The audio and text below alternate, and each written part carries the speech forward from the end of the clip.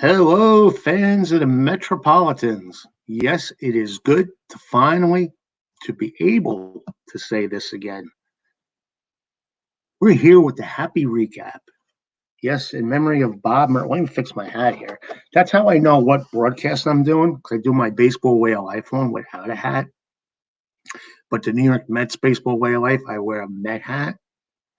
That way I know how my brain should function. Should it function as just a regular baseball fan?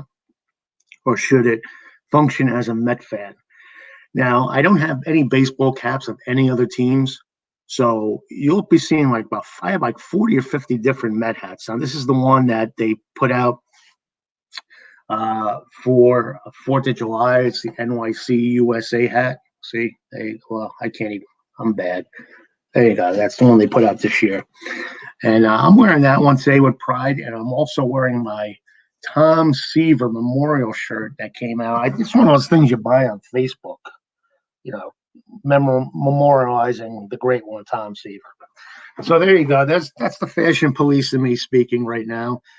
But let's get back to the happy recap. It's been a long time since we've been able to say we're here with the happy recap. Now, what a homestand that was. And I knew coming into this homestand, this was the make or break week.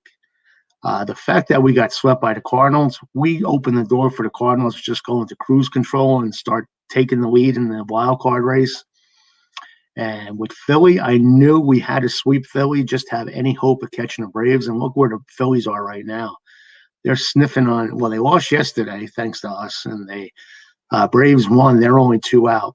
And if we would have won just 4 of these 6 games, what a difference it would have been in the standings. We'd be in the thick of things, but it just didn't work out.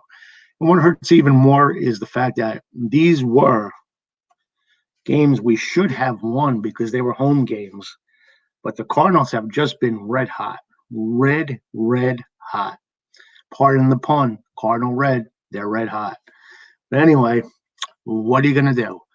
The good news is we're still mathematically in it. And we're in it to win it. And until we are eliminated, then I will throw in my concession speech.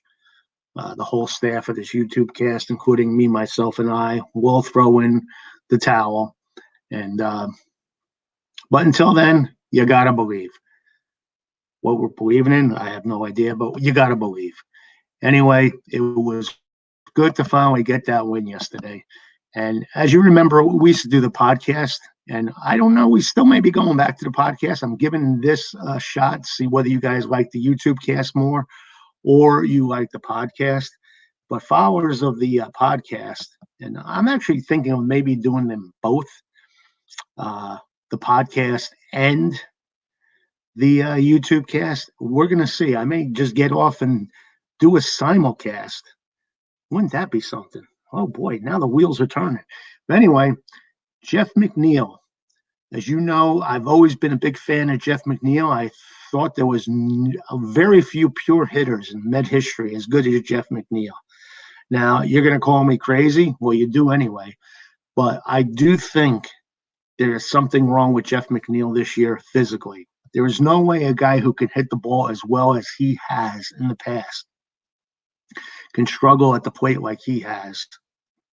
Now, if the Mets came through with big hits as consistently as they played tight games, they would be cruising into October. And Jeff McNeil's been one of these culprits. Now, let's face it, it's going to be too late to even make a difference at this point. But the Mets did both yesterday. They hit consistently, and they got the big hits to snap a 5-game losing streak. Now, McNeil broke a tie game in the 7th inning with a solo home run to lift the Mets to their first win in a week, 3-2 over the Phillies at Citi Field.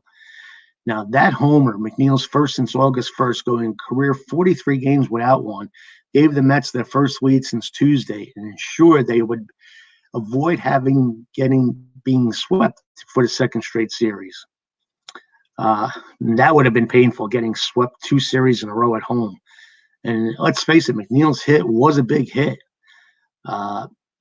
And that's how the Mets were winning the games in the first half of the year. We weren't really dominating. We were winning one-run games.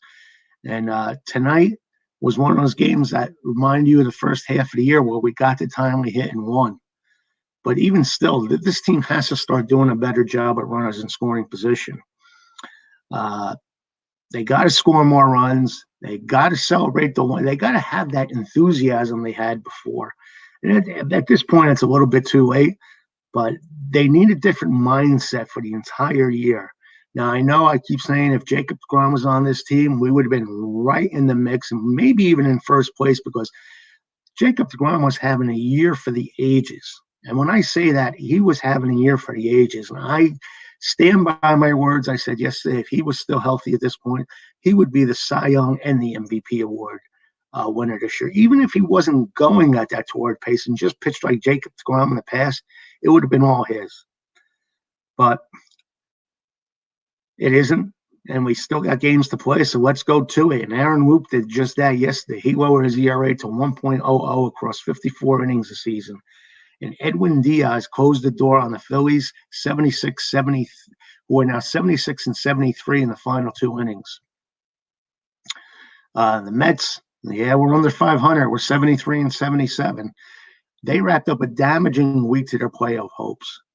And that win yesterday kept us 5.5 games back at the Braves for first place, who won. So even that didn't work out. They're playing a non-division team, and the Braves won. And we're 7 games back of the Cardinals for the final wild card with 12 games left. I think we could say bye-bye wild card. I think at this point, the only chance we have, and I don't have my calculator out figuring all this, is the Braves.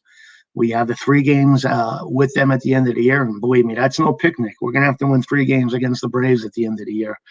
But if we get to that point where we can chop off 2.5 games, where there's hope, where there's dope, there's hope. If we can go 3 games, pick up 2.5 games in the Braves somehow before we meet them end of the year, at least there's a meaningful series, at least the first game or so against the Braves. Now, the one thing the Mets have to do is basically guard against a letdown in the clubhouse. And I don't know if that was necessarily happening with this 5-game losing streak. They started the week just 3 games out of a playoff spot, but it just wasn't meant to be. But thank God yesterday we did win 1. Now, the Phillies took a 1-0 lead off Hill in the first inning with some aggressive base running. Bryce Harper walked and then scored from first on a Boop hustle double to left center field by JT Realmuto. And hats off to Bryce Harper. That man is in fuego. He is playing like the man that the Phillies thought they were signing when they signed him to a long-term contract. And he's in the mix for MVP this year. And I never thought I'd be saying that in September. When we were talking Bryce Harper in May and June. And then, speaking of the devil, Harper hit a sacrifice fly in the 5th inning to make it a 2-0 Phillies lead. Now, that marked the last batter for Hill, who scattered 6 hits and a walk while striking out 7. He now has an ERA of 3.88 and 11 outings with the Mets since coming over in a trade with the Rays. Now, the Mets did get Hill off the hook in the bottom of the 5th after McNeil singled and Thomas Nido doubled. Dominic Smith pinch hit and ripped a 2-run double off Kyle Gibson to make it 2-2. Jeris Familia, Trevor May, and Seth Lugo combined to strike out 6 straight batters. That was good to see. And Lugo gave a single and a walk with 2 outs in the 7th inning. And our man Aaron Loup, he is the man this year. You got to love him. Give him a beer and he gets the job done. Loup entered to face Harper and walked the NL MVP contender to load the bases, but came back to get Realmuto to ground out to escape the jam. That gave way to McNeil's biggest blast and abominating a bright spot in what has been an otherwise tough season for the left fielder. Home runs are definitely feel a lot better when they're in the big spots. That one felt good, McNeil said, just trying to build on that for the rest of the season. And I know McNeil has more power than that. It just hasn't been happening. But hopefully it will. Hopefully it will. Not giving up hope at all. Like I said, as long as we're alive, we're alive. Now, will Noah Syndergaard be able to pitch while the Mets are alive? Well, things are looking a little bit promising there for Thor. Mets are hoping that he gets on the mound in a real game sooner than we think. Now, he did throw off the Citi Field mound on Sunday. That was hours before the Mets hosted the Phillies. And later this week, it's even said that Syndergaard could be pitching in a big league game, and that would be nice to see. Now, he threw 15 to 20 pitches in live batting practice to Luis Guillorme and Jose Peraza as he continued his long comeback from Tommy John surgery, which was delayed earlier this month by COVID-19. Now, there is a chance Syndergaard's next outing could come with the Mets, though manager Willie Rojas said the team was still weighing that versus sending him on a rehab assignment. I always say, what's the difference if you pitch for the Mets or you pitch somewhere else in the minor leagues? Might as well just put him to the fire. I mean, if he's going to be major league ready, let's see if he's major league ready as long as he throws the same amount of pitches he would throw in the minor leagues. The Mets are saying that his fastball changeup mix is about the same, somewhere in the mid-90s. And it was encouraging, Rojas said, to see him throwing like he did today. Now, if the Mets opt out for a rehab assignment, only AAA Syracuse is still playing this week with a road series against Scranton Wilkes-Barre. And the Mets really aren't committing as to where he'll pitch. But he's gradually progressing, and that's the good news. I think somewhere along the way, if it's not this weekend, we will be seeing Thor this year. And that'll be fun just from a fan perspective. Now, Thor is an impending free agent. He hasn't pitched for the Mets since September 29, 2019. Now, the big question is, what do we do? Do we sign him? Do we give him a qualifying offer? Do we continue to hope that teams really aren't going to go all out for Thor? And maybe we can sign him to a long-term deal. The man's a monster. I just think he's a little bit of a freak where he has all these workout regimens that necessarily aren't conducive to being a better pitcher. I think pitchers have to learn to be pitchers and not some monster who has biceps on top of biceps. But that's just my opinion. That's why I'm doing this YouTube cast and not pitching for the New York Mets. Well, J.D. Davis went over 3 in the Mets 3-2 win over the Phillies Sunday night, and that was his first start since September 9th. And if you recall, in the beginning of the year was J.D. Davis and Brandon Nimmo, who were lights out for the Mets. And I actually thought, when all this trade speculation about Chris Bryant and everything coming to the Mets, I thought, why not just keep J.D. Davis and play him every day? Well, somehow he's ended up in the doghouse, and he's not really even playing. Now, I get it, he's not that great defensively, but I just think his bat is too good, and I think it was kind of wasted a lot this year. But he did start in place of Jonathan Villar at first base, and Villar got jammed on a pitch Saturday night and was in great pain at the moment. Rojas said he was expected to be available off the bench, so unfortunately, that's the only reason why JD got the starts, because Villar actually was injured. Now, the big thing going on in the minor leagues, I don't know if you're aware of this, that they're wearing wristbands to protest insufficient pay for minor leaguers, and the Mets High A Brooklyn affiliate yesterday was wearing the wristbands. And you know what? They are underpaid. They're basically guinea pigs. They're playing for the poverty level. And I'm not saying these guys have to be millionaires, but let them be able to get something besides something off the dollar menu at McDonald's. There definitely has to be an upgrade. These guys are committing the prime years of their life to playing baseball. Now, not all of them make it, but I do think that something needs to be done for these players. I don't know how you guys think, but that's how I think. And that's just my opinion. Now, when you look back at this season, a lot of us are going to say, well, what happened with Francisco Lindor? What happened to Francisco Lindor? Was he the main culprit why we did not win? Now, everyone was giddy and happy when Steve Cohen signed Lindor to a $341 million deal. And I think at that point, the Mets were making it look a good, like just making sure they had a big splash, something they could sell the team with the new ownership, making commitment to a superstar player for the long term. But I think $341 million is a lot for Lindor. Yes. But he is the face of basically this wasted year. When you think about it, he was hurt, like a lot of players were hurt. He slumped. He didn't have the year he had. He peaked a little bit, like a lot of these people peaked. But Lindor is probably the main culprit, and then I think I have to go with Conforto and McNeil, because they've just been proven bats, and they're not superstars making superstar money. So they won't get the brunt of it like Lindor will, but they're looking for big money. So a lot of decisions are going to have to be made on these guys.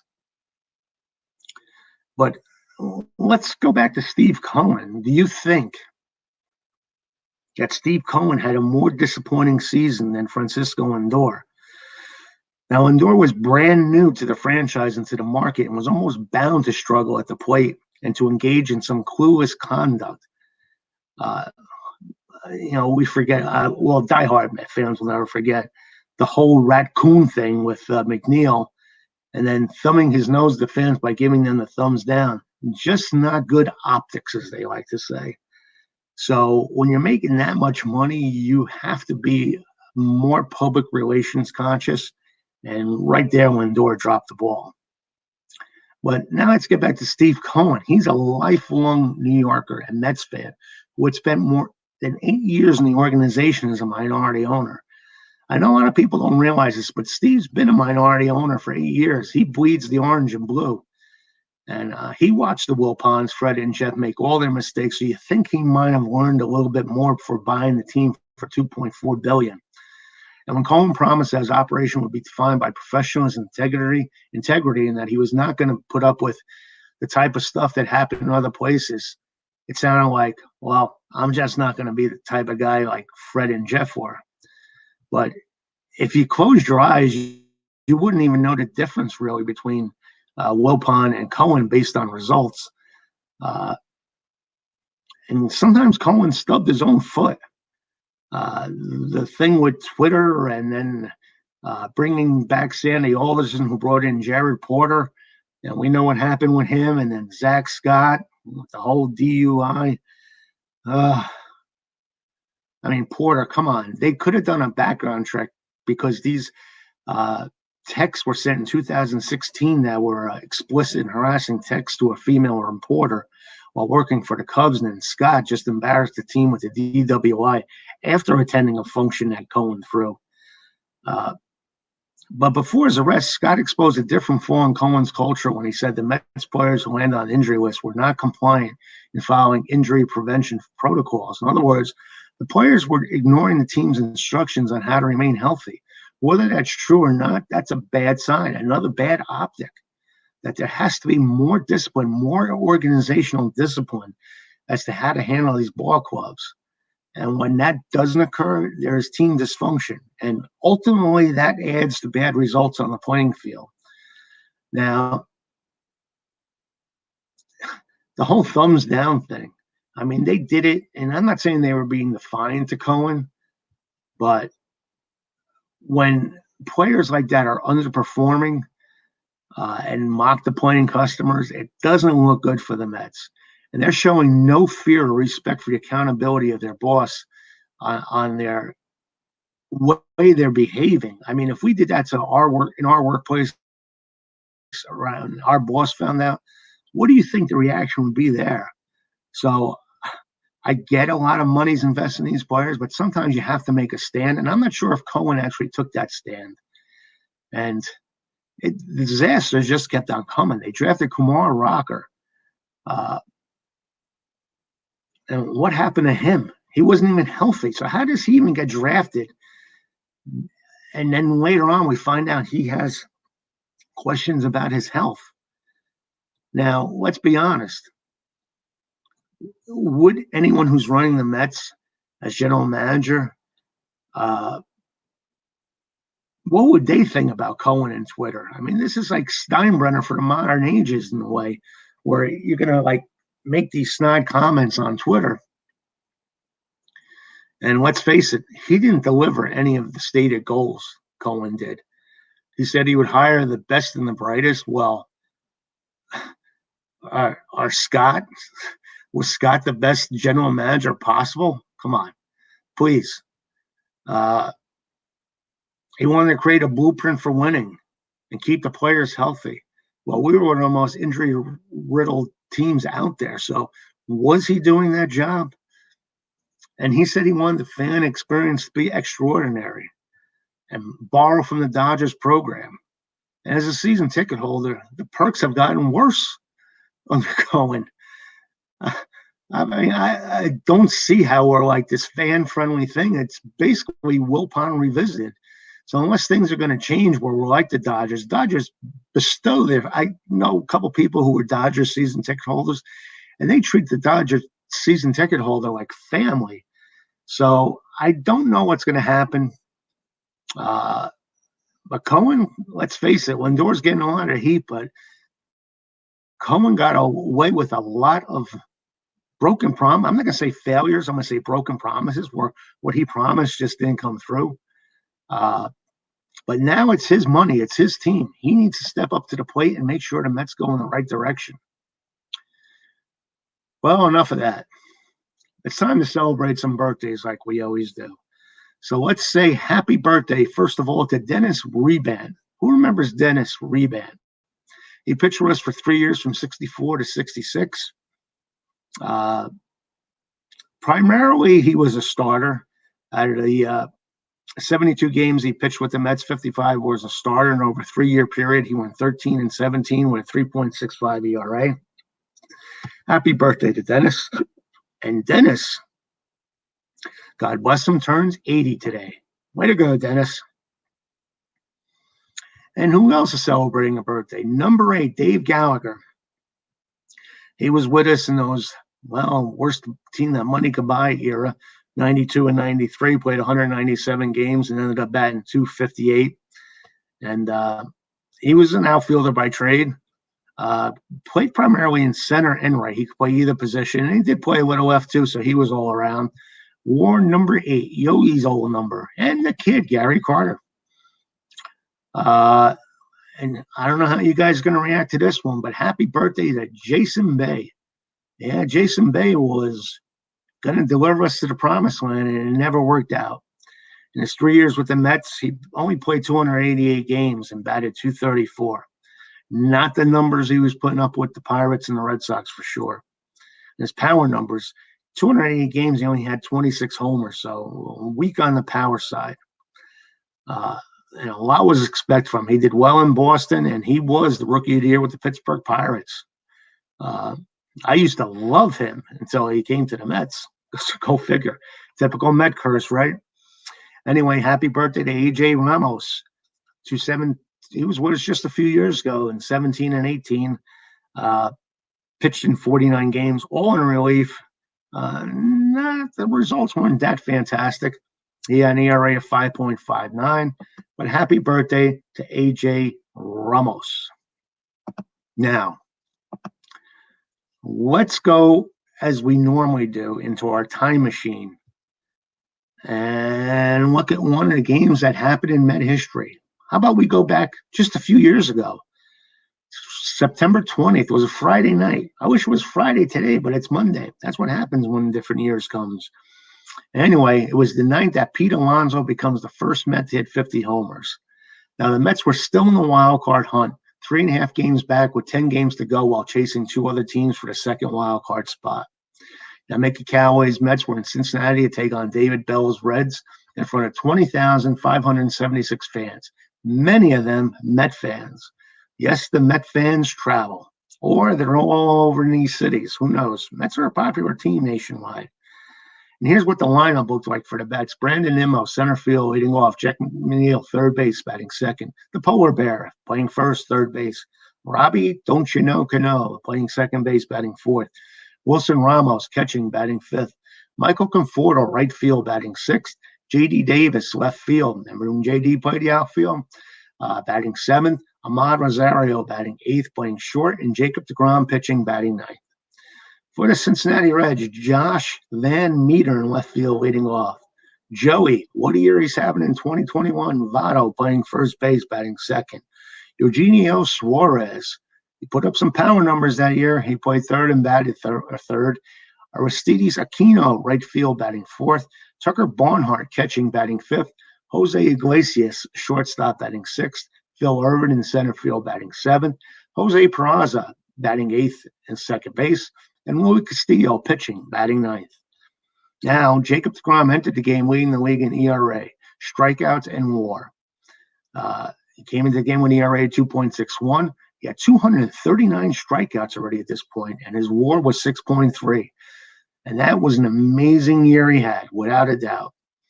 And he also led the league in walks per 9 innings with just 1.005 per 9 innings coming into the game. And he took on Luis Castillo, who was having a pretty damn good year himself. He was 15-6, 3.22 ERA with 211 Ks. And it was a great matchup. Now, the game was all about the pitchers going into the sixth inning. And the top of the sixth, Jeff McNeil hit his 23rd homer of the year. We were just talking about McNeil's power number. So in that year, 2019, he did have the power. And at the time, he was the fourth leading hitter in the NL, 321. And he showed flash with his glove, making a fine play at third base early in the game. Now, in the seventh, with 2 outs, J.D. Davis walked, and Ahmad Rosario hit a 2-run homer, making it 3-0 Mets. It was his 14th homer of the year. Now, in the eighth inning, McNeil got his second hit of the night with a single to right field. Then it was Pete Alonso, already leading the majors in homers. He made Met history once again.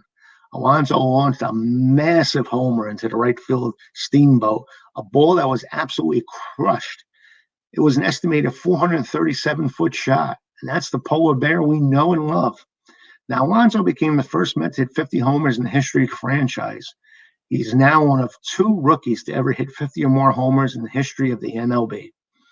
The Mets added 3 more runs in the ninth inning. Brandon Nimmo singled. Jeff McNeil, with his third hit of the night, doubled and advanced to third on a throwing error as Nimmo scored. And McNeil now has 73 RBIs after that game. Alonzo was walked and Juan Lagares singled, bringing in McNeil. Wilson Ramos walked, and Michael Conforto singled, breaking his slump, bringing home. He broke his slump, I should say. I need a sip of coffee. Time out, Boston.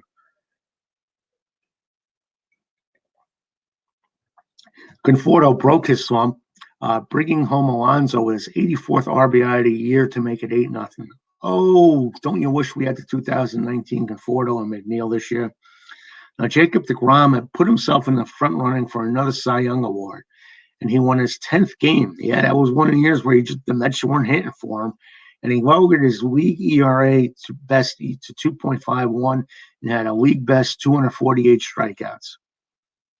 He now has won 3 in a row after this game and pitched at least 7 innings in his last 6 starts while tossing 14 straight scoreless innings.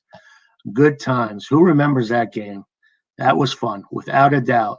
Oh, if we could only have a healthy McNeil, Conforto, and deGrom. Oh, boy. All right, slap me silly. I need to wake up. It's only a dream. Anyway, what else happened on this date in Met history? Well, on this date in 1969, Bob Moose giving the Pirates their 3rd win in 2 days against the eventual world champions. Now, he no-hit the Mets this day 4-0. And he was only 21 years old, Bob Moose, and he will compile a 14-3 record. Not a bad season for Bob Moose with a 2.91 ERA for the 3rd-place Bucs in 69. Now, this play, even if you're not old enough to remember it, you've probably seen replays of this, and this is probably one of the most famous plays in Met history. And it happened in 1973.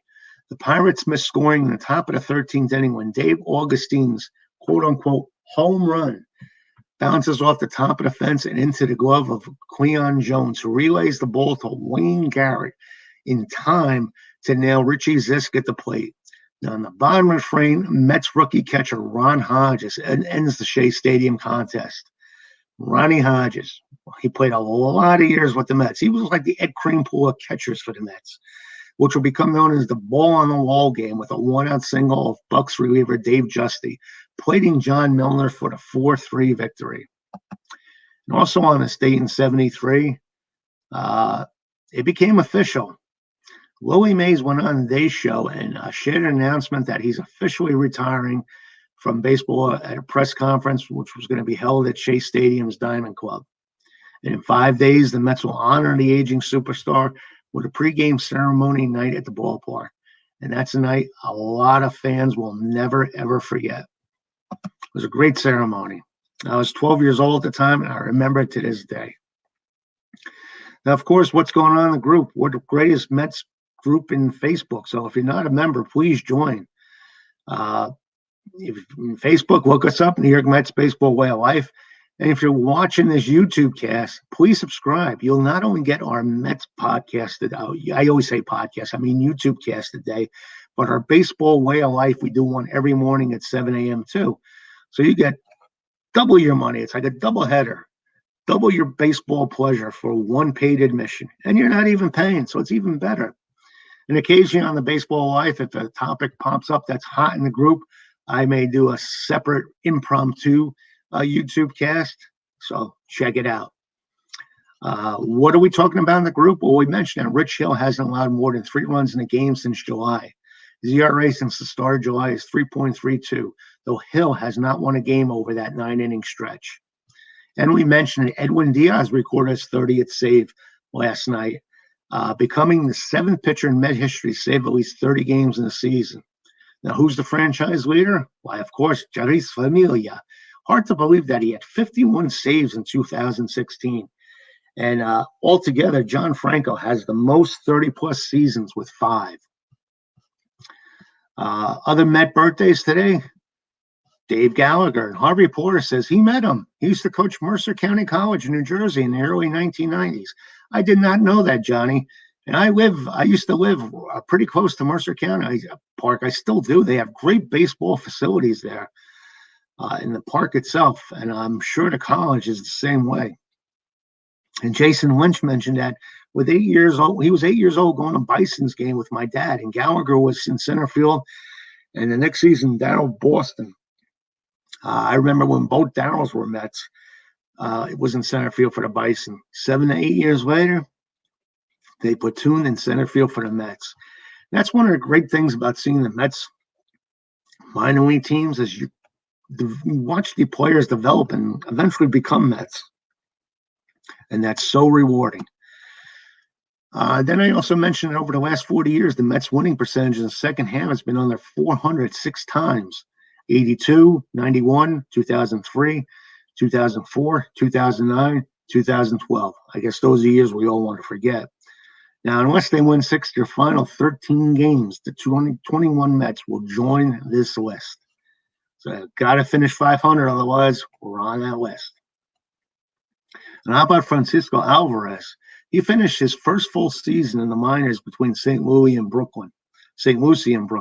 About 272, 388 on base percentage, 554 slugging, 18 doubles, 24 homers, and 70 RBIs. And the future is looking good. Well, even Richard Rhodes says, awesome, let's call him up for a few at-bats. Then I mentioned Javier Baez. I don't believe in walks. He now has 8 walks in his last 10 games. That's the most in any 10-game span in his career. So if Javi Baez is starting to walk and be more patient to plate, he becomes that much more an effective weapon. And at first I was a little cynical about signing him, but I say you got to go for it, especially when you trade Pete Crow Armstrong, who was your number 1 pick and number 4 pick overall in the draft. You don't have Cruz. You don't give up that just for a 2-month rental. And Baez and Lindor, they have their moments where you scratch your head over their behavior, but I say that's a solid middle of the lineup. Go for it. When Brandon Nimmo, if he's the center field, I don't know what's going to transpire in the offseason. With his on-base percentage and those guys up the middle, we should be okay. Now, the other news is Willie Rojas says Noah Syndergaard threw 10 to 15 pitches in live batting practice and was consistent with all his pitches. The velocity was the same, low 90s, and Mets are still trying to figure out what to do with him. So, and then I asked if the Mets could re-sign Javier Baez, would you? And if so, under what terms? Our good buddy Jason Lynch says, yes, whatever it takes, but hopefully no more than 5 years. And as far as Jason's comment, I agree wholeheartedly. So those are some of the things we're talking about in the group, as always. And it's always fun, and I'm glad you guys can participate in the group.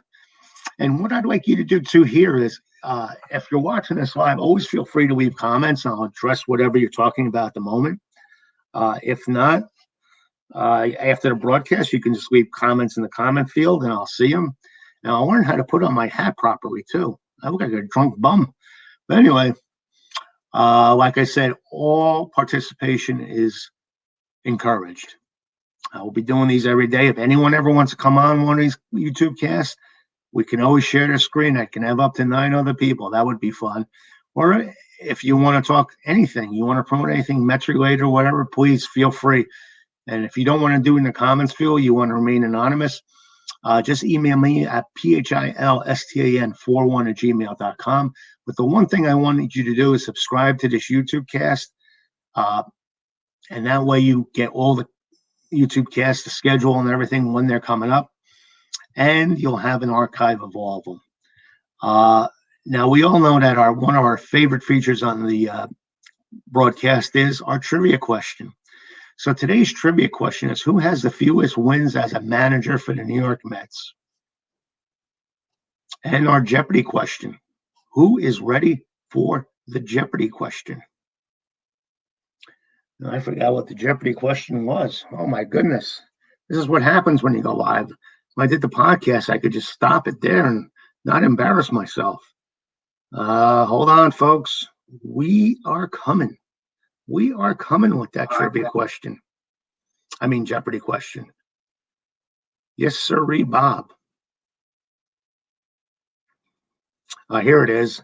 Traded by the New York Mets to the Cleveland Indians with Alex Escobar, Matt Lawton, Billy Traber, and Earl Snyder in exchange for Roberto Alomar, Mike Basic, and Danny Peoples on December 11, 2011.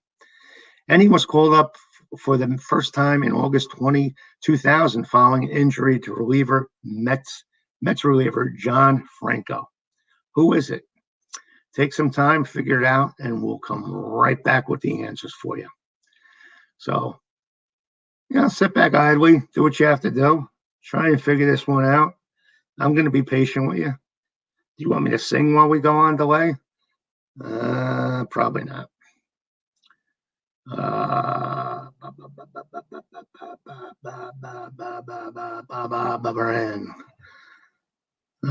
Okay. All right, we're ready. I think you're ready. If not, well, life goes on.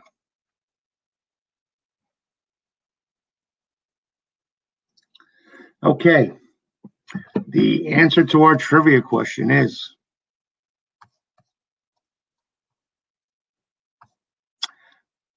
let's get the question again.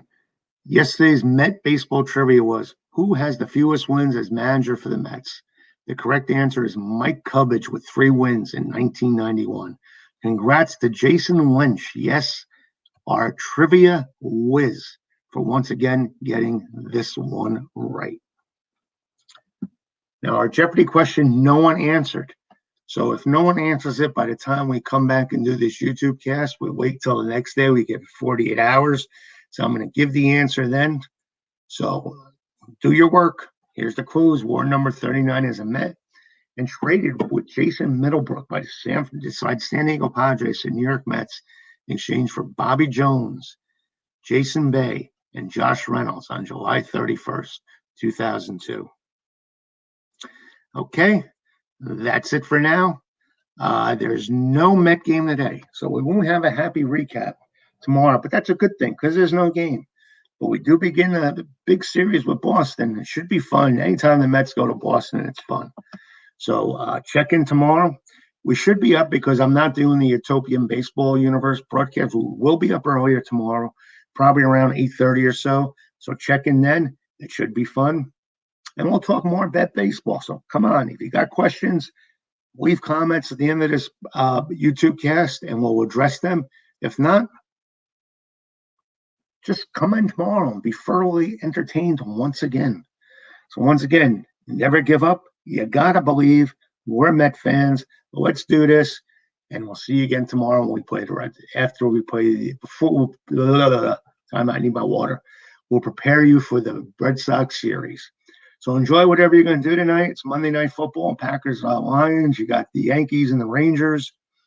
I think the Tampa Bay Rays and Toronto Blue Jays are on MLB Network. So, or you can just chill out, rock and roll, put on some rock and roll records, or watch a movie, whatever you want to do. But enjoy the rest of your day.